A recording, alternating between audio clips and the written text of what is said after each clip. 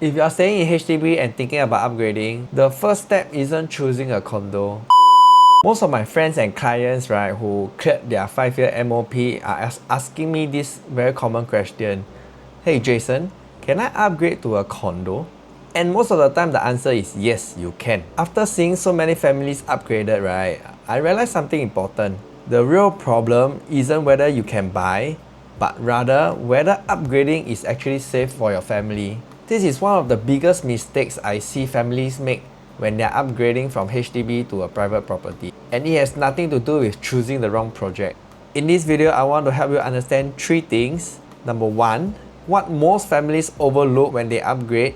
Number 2, where the stress usually comes from. And number 3, how to think about upgrading in a way that protects your family long term. If you are staying at HDB and thinking about your next move, this video is for you. The first mistake I see very often is assuming that selling off your HDB will take care of everything. In reality, upgrading drains cash in many small, quiet ways. So what are some of the fees that you have to take into account? Renovation, legal and valuation fees, your moving cost, your buyer's stamp duties. For private resale, there's also something that not many people understand. You need cash upfront, not CPF. For your buyer's stamp duty in a private resale context, you need to pay it in cash first before you can use CPF for reimbursement. If your cash position is tight, this alone can slow down or even stop the whole deal altogether. This is not about fear. It's about knowing how much oxygen you have before you start the climb.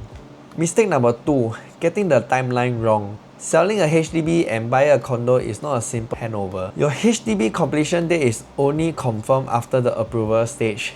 This means that you have no control as to when your cash and CPF will be released and will it be released on time for your next purchase. If the timelines don't line up, families end up being very stressed. You have to do temporary renting, you have to use bridging loans, a lot of last minute scramblings. And yes, there are things out there to actually help you manage your timeline, like your 3 months extension and bridging loan and things like that. However, all this must be planned properly before you start selling your home so that you know what are the steps to take whenever a window opens up. Another mistake I see is stretching too close to the maximum loan. When interest rates are low like what we are experiencing now, everything feels comfortable, but property is a long game, not a 1-year decision. If rates rise while you're still within your holding period, you can't simply sell without any consequences. That's why I always encourage my friends and my clients to ask one simple question to themselves. If things were to turn south, how many months of buffer do you all actually have? Upgrading isn't wrong. Wanting a better home for your family is natural. The mistake is treating upgrading as a lifestyle decision instead of a long-term planning decision. Before I even talk about the product, I usually look at 3 things. Number 1, your monthly cash flow. Number 2, your CPF and cash buffer. And number 3, what's your exit flexibility in terms of your 5 to 10 years plan. If these 3 items you can't fulfill, right, even the nicest condo, right, also won't feel comfortable.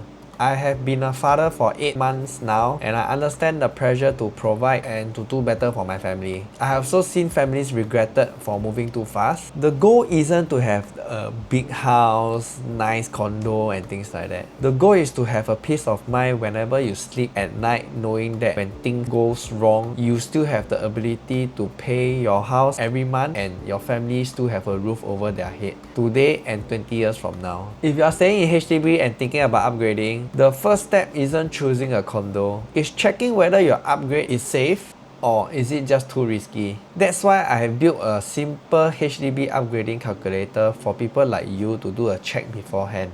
Basically, it is to raise your awareness and bring more clarity before you commit into any big ticket item. And that's the end of the video. If you like what I've shared so far and think that others will benefit from this, please remember to like, share and subscribe.